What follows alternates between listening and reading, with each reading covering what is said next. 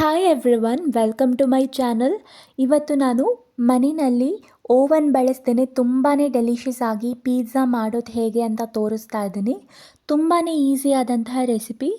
ನೀವು ಓವನ್ ಏನು ಬಳಸಬೇಕು ಅಂತ ಇಲ್ಲ, ಓವನ್ ಇಲ್ಲದೇ ಈಸಿಯಾಗೆ ಮಾಡ್ಕೊಬೋದು. ಸೊ ಬನ್ನಿ ಇವತ್ತಿನ ಈ ರೆಸಿಪಿನ ಶುರು ಮಾಡೋಣ. ಮೊದಲಿಗೆ ಲೂಕ್ ವಾರ್ಮ್ ವಾಟರ್ ಅಂದರೆ ಅರ್ಧ ಕಪ್ ಆಗುವಷ್ಟು ಉಗುರು ಬೆಚ್ಚಗಿರೋ ನೀರನ್ನು ತಗೊಂಡಿದ್ದೀನಿ. ನೀವು ಒಂದು ಫಿಂಗರನ್ನು ಡಿಪ್ ಮಾಡಿದ್ರೆ ಈ ವಾಟರ್ ಟೆಂಪರೇಚರ್ನ ನೀವು ಸಹಿಸ್ಕೊಳ್ಳೋದಕ್ಕೆ ಆಗಬೇಕು.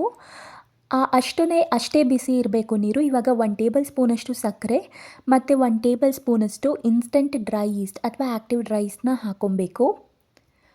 ಇದನ್ನು ಹಾಕೋದು ತುಂಬಾ ಇಂಪಾರ್ಟೆಂಟ್. ಇದನ್ನು ಈಸ್ಟ್ ಆ್ಯಕ್ಟಿವೇಟ್ ಆಗೋದಕ್ಕೆ ಸಕ್ಕರೆ ಹಾಕಲೇಬೇಕು, ಇಲ್ಲಾಂದರೆ ಈಸ್ಟ್ ಆ್ಯಕ್ಟಿವೇಟ್ ಆಗೋದಿಲ್ಲ. ಈಸ್ಟ್ ಆ್ಯಕ್ಟಿವೇಟ್ ಆಗೋದಕ್ಕೆ ವಾಟರ್ ಟೆಂಪ್ರೇಚರ್ ಜಾಸ್ತಿನೂ ಇರಬಾರ್ದು, ಕಡಿಮೆನೂ ಇರಬಾರ್ದು. ಉಗುರು ಬೆಚ್ಚಗಿರೋ ನೀರನ್ನೇ ತಗೊಬೇಕು. ಇದನ್ನು ಒಂದು 10 ನಿಮಿಷ ರೆಸ್ಟಿಗೆ ಬಿಡಬೇಕು. 10 ನಿಮಿಷ ಆದಮೇಲೆ ಈ ರೀತಿ ಇದು ಬಬಲ್ ಫಾರ್ಮೇಷನ್ ಆಗಬೇಕು. ಹೀಗಾದರೆ ಈಸ್ಟ್ ಆ್ಯಕ್ಟಿವೇಟ್ ಆಗಿದೆ ಅಂತ ಅರ್ಥ. ಸೊ ಇವಾಗ ಈಸ್ಟ್ ಆ್ಯಕ್ಟಿವೇಟ್ ಆಗಿದೆ. ಸೊ ಇದನ್ನು ಒಂದ್ಸರಿ ಮಿಕ್ಸ್ ಮಾಡಿಕೊಂಡು ಇವಾಗ ಇದನ್ನು ನಾವು ಪಿಜ್ಜಾ ಬೇಸ್ಗೆ ಯೂಸ್ ಮಾಡ್ಕೊಬೇಕು. 1.5 ಕಪ್ಪಷ್ಟು ಮೈದಾನ ನಾನಿಲ್ಲಿ ತಗೊಂಡಿದ್ದೀನಿ. ಸೊ ಇವಾಗ ಇದಕ್ಕೆ ರುಚಿಗೆ ತಕ್ಕಷ್ಟು ಉಪ್ಪನ್ನು ಸೇರಿಸ್ತಾ ಇದ್ದೀನಿ. ಈಸ್ಟ್ ವಾಟರ್ ನಾವೇನು ರೆಡಿ ಮಾಡಿಟ್ಕೊಂಡಿದ್ವಿ, ನೀವು ಇದನ್ನೇ ಹಾಕ್ಕೊಂಡು ಹಿಟ್ಟನ್ನು ಕಲಿಸ್ಕೊಬೇಕಾಗತ್ತೆ. ಈಸ್ಟ್ ಆ್ಯಕ್ಟಿವೇಟ್ ಮಾಡೋದಕ್ಕೆ ಸಕ್ಕರೆ ಹಾಕೋದು ಮಾತ್ರ ತುಂಬಾ ಇಂಪಾರ್ಟೆಂಟ್. ಈ ಸ್ಟೆಪ್ಪನ್ನು ನೀವು ಮಿಸ್ ಮಾಡೋ ಹಾಗಿಲ್ಲ. ಈ ಈಸ್ಟ್ ವಾಟರ್ ಎಷ್ಟಿದೆ ಅಷ್ಟು ಕಂಪ್ಲೀಟಾಗಿ ಹಾಕ್ಕೋಬೇಕು. ಆಮೇಲೆ ಸ್ವಲ್ಪನೇ ಇನ್ನೂ ನೀರು ಬೇಕು ಅಂತ ಅನಿಸಿದ್ರೆ ಸ್ವಲ್ಪನೇ ನೀರನ್ನು ಹಾಕ್ಕೊಂಡು ಹಿಟ್ಟನ್ನು ಕಲಿಸ್ಕೊಬೋದು. ಇವಾಗ ಒಂದು 4ರಿಂದ 5 ಟೇಬಲ್ ಸ್ಪೂನಷ್ಟು ಎಣ್ಣೆ ಕೂಡ ಹಾಕ್ಕೊಂಡು ಹಿಟ್ಟನ್ನು ಕಲಿಸ್ತಾ ಇದ್ದೀನಿ. ಚಪಾತಿಗೆಲ್ಲ ಹೇಗೆ ಹಿಟ್ಟು ಕಲಿಸ್ತೀರಾ ಅದಕ್ಕಿಂತ ತುಂಬಾ ಸಾಫ್ಟಾಗಿರಬೇಕು. ಇನ್ನೂ ತುಂಬ ಸಾಫ್ಟಾಗಿ ಹಿಟ್ಟನ್ನು ಕಲಿಸ್ಕೋಬೇಕಾಗತ್ತೆ. ಕೈಗೆ ಅಂಟೋ ಥರ ಇರಬೇಕು, ಅಷ್ಟು ಸಾಫ್ಟಾಗಿರಬೇಕು. ಒಂದು ಕೈಯಲ್ಲಿ ಸ್ಟ್ರೆಚ್ ಮಾಡ್ತಾ ಇನ್ನೊಂದು ಕೈಯಲ್ಲಿ ಅದನ್ನು ಫೋಲ್ಡ್ ಮಾಡ್ಕೊತಾ ಹಿಟ್ಟನ್ನು ಕಲಿಸ್ಕೊಬೇಕು. ಸ್ವಲ್ಪನೇ ಎಣ್ಣೆ ಹಾಕ್ಕೊಂಡು ನಾನಿಲ್ಲಿ ಯಾವ ರೀತಿ ಮಾಡ್ತಾ ಇದ್ದೀನಿ ನೋಡಿ ಇದೇ ರೀತಿ ಸ್ಟ್ರೆಚ್ ಮಾಡ್ಕೋತಾ ಫೋಲ್ಡ್ ಮಾಡಿಕೊಂಡು ಹಿಟ್ಟನ್ನು ಕಲಿಸ್ಕೋಬೇಕಾಗತ್ತೆ. ನೀವು ನೋಡ್ಬೋದು ಕೈಗೆಲ್ಲ ಅಂಟ್ತಾ ಇದೆ, ಅಷ್ಟು ಸಾಫ್ಟಾಗಿದೆ. ಇದೇ ರೀತಿ ಸಾಫ್ಟಾಗಿ ಹಿಟ್ಟನ್ನು ಕಲಿಸ್ಕೊಂಡು ಇದನ್ನು ಈ ರೀತಿ ಟಕ್ ಮಾಡಿಕೊಂಡು ನಾವು 2ರಿಂದ 3 ಗಂಟೆವರೆಗೂ ರೆಸ್ಟಿಗೆ ಬಿಡಬೇಕಾಗತ್ತೆ. ಈಸ್ಟೆಲ್ಲ ಫರ್ಮೆಂಟ್ ಆಗಿ ಈ ಹಿಟ್ಟು ಡಬಲ್ ಆಗುತ್ತೆ, ಅಲ್ಲಿವರೆಗೂ ಇದನ್ನು ರೆಸ್ಟಿಗೆ ಬಿಡಬೇಕು. ಇವಾಗ ಯಾವುದಾದ್ರೂ ಒಂದು ಪಾತ್ರೆ ಅಥವಾ ಬೌಲ್ ತಗೊಳ್ಳಿ. ಇದಕ್ಕೆ 1.5 ಟೇಬಲ್ ಸ್ಪೂನಷ್ಟು ಆಯಿಲ್ ಹಾಕ್ಕೊಂಡು ಈ ಬೌಲ್ನ ಚೆನ್ನಾಗಿ ಆಯಿಲಿಂದ ಗ್ರೀಸ್ ಮಾಡ್ಕೊಬೇಕು. ಯಾಕಂದರೆ ಈ ಈಸ್ಟು ಒಂದು 2 to 3 ಅವರ್ಸ್ ಆದಮೇಲೆ ಜಾಸ್ತಿ ಹಿಟ್ಟೆಲ್ಲ ದೊಡ್ಡದಾಗುತ್ತೆ ಫರ್ಮೆಂಟೇಷನ್ ಆದಮೇಲೆ. ಆವಾಗ ಹಿಟ್ಟು ಬೌಲ್ಗೆ ಅಂಟ್ಕೊಳ್ಳೋ ಅಂಥ ಚಾನ್ಸಸ್ ಇರುತ್ತೆ. ಅಂಟ್ಕೋಬಾರ್ದು ಅಂತ ಈ ರೀತಿ ಆಯಿಲಿಂದ ಗ್ರೀಸ್ ಮಾಡ್ಕೊಬೇಕು. ಈ ರೀತಿ ಆಯಿಲಿಂದ ಗ್ರೀಸ್ ಮಾಡಿಕೊಂಡು ಲಿಡ್ಡಿಂದ ಕವರ್ ಮಾಡಿಕೊಂಡು ಒಂದು 2 to 3 ಅವರ್ಸ್ವರೆಗೂ ರೆಸ್ಟಿಗೆ ಬಿಡಬೇಕು ಫರ್ಮೆಂಟೇಷನ್ ಆಗೋದಕ್ಕೆ. ಒಂದು ದಪ್ಪದಾಗಿರುವಂಥ ಟವೆಲ್ ಹಾಕ್ಕೊಂಡು ಈ ರೀತಿ ನೀಟಾಗಿ ಕ್ಲೋಸ್ ಮಾಡ್ಕೊಬೇಕಾಗತ್ತೆ. ಬೇಸಿಗೆ ಕಾಲದಲ್ಲಾದರೆ 2 ಗಂಟೆ ಸಾಕು, 2 ಗಂಟೆ ರೆಸ್ಟಿಗೆ ಇಟ್ಟರೆ ಸಾಕು. ವಿಂಟರ್ ಸೀಸನ್ ಆದರೆ ಒಂದು 3 to 4 ಅವರ್ಸ್ ನೀವು ರೆಸ್ಟಿಗೆ ಬಿಡಬೇಕಾಗತ್ತೆ. ಇವಾಗ 3 ಅವರ್ಸ್ ಆಗಿದೆ. ಇವಾಗ ನೀವು ನೋಡ್ಬೋದು ಮೊದಲಿಗಿಂತ ಕ್ವಾಂಟಿಟಿ ಡಬಲ್ ಆಗಿದೆ. ಸೊ ಇದನ್ನು ಒಂದ್ಸರಿ ಪಂಚ್ ಮಾಡ್ಕೊಬೇಕು. ಇದರಲ್ಲಿ ಏರ್ ಬಬಲ್ಸ್ ಇರುತ್ತೆ. ಈ ರೀತಿ ನೀಟಾಗಿ ಪಂಚ್ ಮಾಡಿಕೊಂಡು ಒಂದ್ಸರಿ ನೀಟಾಗಿ ಮಿಕ್ಸ್ ಮಾಡ್ಕೊಳ್ಳೋಣ. ನಾನಿವತ್ತು ತಗೊಂಡಿರುವಂಥ ಹಿಟ್ಟಿನ ಕ್ವಾಂಟಿಟಿಗೆ ನಾನು 2 8 ಇಂಚ್ ಪಿಜ್ಜಾ ಮಾಡ್ಕೊಬೋದು. ರೆಗ್ಯುಲರ್ ಸೈಜ್ 2 8 ಇಂಚ್ ಪಿಜ್ಜಾ ಮಾಡ್ಕೊಳ್ಳೋದಕ್ಕಾಗತ್ತೆ. ಸೊ ನಾನಿವಾಗ ಈ ಪಿಜ್ಜಾ ಡೋನ 2 ಈಕ್ವಲ್ ಪೋರ್ಷನ್ ಆಗಿ ಡಿವೈಡ್ ಮಾಡ್ಕೊಂಡಿದ್ದೀನಿ. ಓವನ್ ಬಳಸ್ತೇನೆ ಪಿಜ್ಜಾ ಮಾಡೋದಕ್ಕೆ ನಾನಿಲ್ಲಿ ಒಂದು ಬಾಣಲೆ ತಗೊಂಡಿದ್ದೀನಿ. ಸ್ವಲ್ಪ ಜಾಸ್ತಿ ಥಿಕ್ನೆಸ್ ಇರಬೇಕು ಮತ್ತು ಜಾಸ್ತಿ ಡೆಪ್ತ್ ಇರಬೇಕು.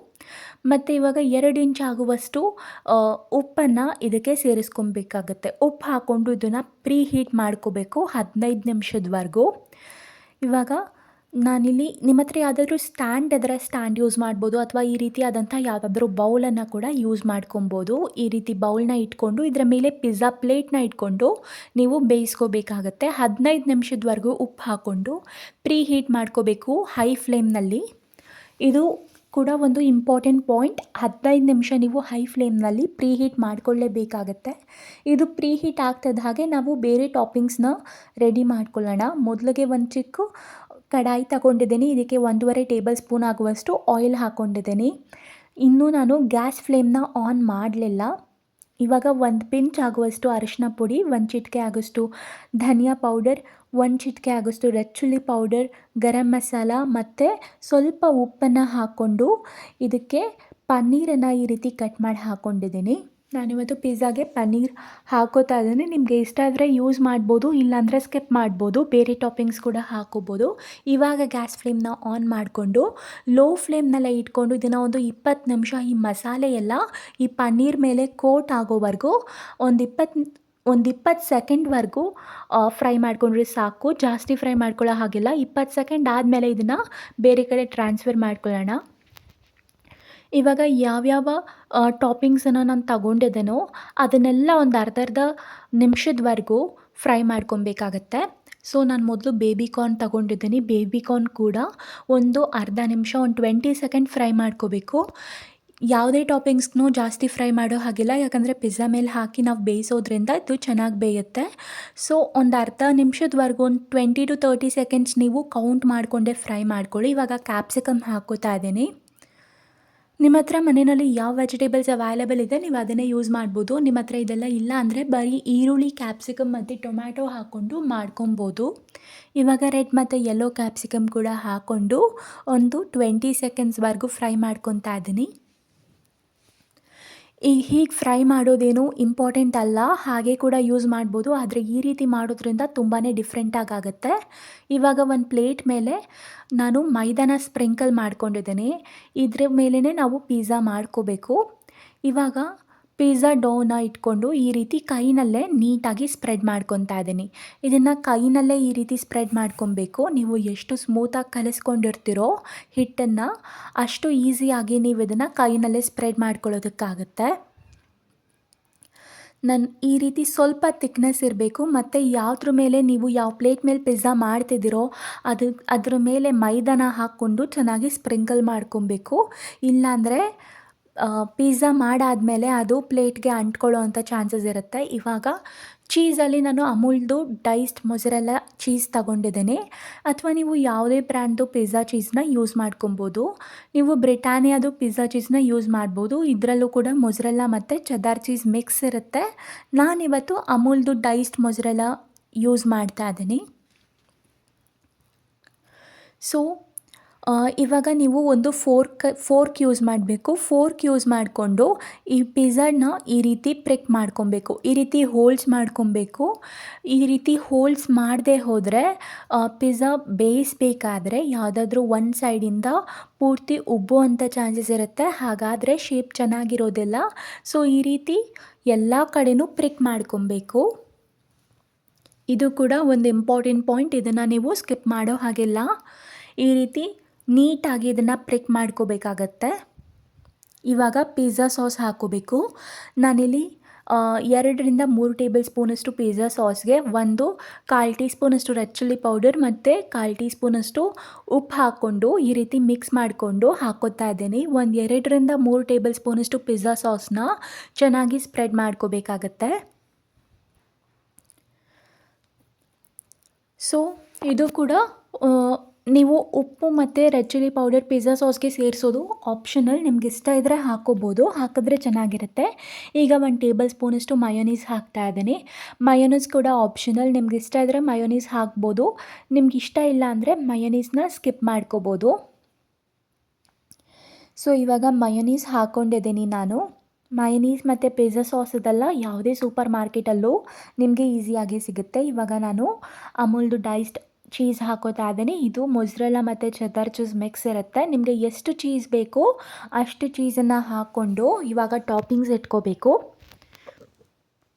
ಮೊದಲಿಗೆ ನಾನು ಬೇಬಿ ಕಾರ್ನ್ ಇಡ್ತಾ ಇದ್ದೀನಿ. ನಿಮ್ಮ ಹತ್ರ ಯಾವ ವೆಜಿಟೇಬಲ್ಸ್ ಮನೆಯಲ್ಲಿದೆ ನೀವು ಅದನ್ನೇ ಯೂಸ್ ಮಾಡ್ಬೋದು. ಇವಾಗ ರೆಡ್, ಯೆಲ್ಲೋ ಮತ್ತು ಗ್ರೀನ್ ಕ್ಯಾಪ್ಸಿಕಮ್ ಹಾಕೋತಾ ಇದ್ದೀನಿ. ನಾನು ಎಲ್ಲ ಕ್ಯಾಪ್ಸಿಕಮ್ಸ್ನೂ ಈ ರೀತಿ ಸ್ಕ್ವೇರ್ ಶೇಪ್ನಲ್ಲಿ ಕಟ್ ಮಾಡಿ ಹಾಕೋತಾ ಇದ್ದೀನಿ. ಇವಾಗ ಪನ್ನೀರ್ ಕೂಡ ಇದ್ರ ಮೇಲೆ ಇಡ್ತಾ ಇದ್ದೀನಿ. ಮತ್ತು ಸ್ವಲ್ಪ ಸ್ವೀಟ್ ಕಾರ್ನ್ ಇತ್ತು, ಸ್ವೀಟ್ ಕಾರ್ನ್ ಕೂಡ ಇಡ್ತಾ ಇದ್ದೀನಿ. ಇವಾಗ ಸ್ವಲ್ಪ ಚೀಸನ್ನು ಇದ್ರ ಮೇಲೆ ಸ್ಪ್ರೆಡ್ ಮಾಡ್ಕೊತಾ ಇದ್ದೀನಿ, ಸ್ಪ್ರಿಂಕಲ್ ಮಾಡ್ಕೊತಾ ಇದ್ದೀನಿ. ಟಾಪಿಂಗ್ಸ್ ಎಲ್ಲ ಹೋಲ್ಡ್ ಆಗಿರಬೇಕು ಅಂತ. ಸೊ ಇವಾಗ ನನ್ನ ಹತ್ರ ಆಲಿವ್ಸ್ ಅದ. ಸೊ ನಾನು ಆಲಿವ್ಸ್ ಯೂಸ್ ಮಾಡ್ತಾ ಇದ್ದೀನಿ. ಆಲಿವ್ಸ್ ಕೂಡ ನಿಮಗೆ ಯಾವುದೇ ಸೂಪರ್ ಮಾರ್ಕೆಟಲ್ಲೂ ಈಸಿಯಾಗೇ ಸಿಗುತ್ತೆ. ಸೊ ಈ ರೀತಿ ಆಲಿವ್ಸ್‌ನ ಇಡ್ತಾ ಇದ್ದೀನಿ. ಕೆಲವರು ಮೊದಲು ಟಾಪಿಂಗ್ಸ್ ಇಟ್ಕೊಂಡು ಅದ್ರ ಮೇಲೆ ಚೀಸ್ ಅಂತ ಕವರ್ ಮಾಡ್ಕೊಂಡ್ಬಿಡ್ತಾರೆ. ಹಾಗೆ ಮಾಡೋದ್ರಿಂದ ಪಿಜ್ಜಾ ಕೂಡ ನೋಡೋದಕ್ಕೆ ಚೆನ್ನಾಗಿ ಕಾಣಿಸಲ್ಲ. ಟಾಪಿಂಗ್ಸ್ ಎಲ್ಲ ಚೀಸಿಂದ ಕವರ್ ಆಗಿಬಿಡುತ್ತೆ. ಫಸ್ಟು ಚೀಸ್ ಹಾಕ್ಕೊಂಡು ಅದ್ರ ಮೇಲೆ ವೆಜಿಟೇಬಲ್ಸ್‌ನ ಇಟ್ಕೊಂಡು ಅದ್ರ ಮೇಲೆ ಸ್ವಲ್ಪ ಚೀಸನ್ನು ಸ್ಪ್ರಿಂಕಲ್ ಮಾಡಬೇಕು ಅಷ್ಟೇ. ಸೊ ಇವಾಗ ಇದು ರೆಡಿ ಆಗಿದೆ. 15 ನಿಮಿಷ ಪ್ರೀ ಹೀಟಿಗೆ ಏನು ಇಟ್ಟಿದ್ವಿ ಅಷ್ಟೊತ್ತಲ್ಲಿ ಈ ಪಿಜ್ಜಾ ಕೂಡ ನಾವು ರೆಡಿ ಮಾಡ್ಕೋಬೋದು. ಇವಾಗ ಇದನ್ನು ಬೇಯಿಸ್ಕೋಬೇಕು.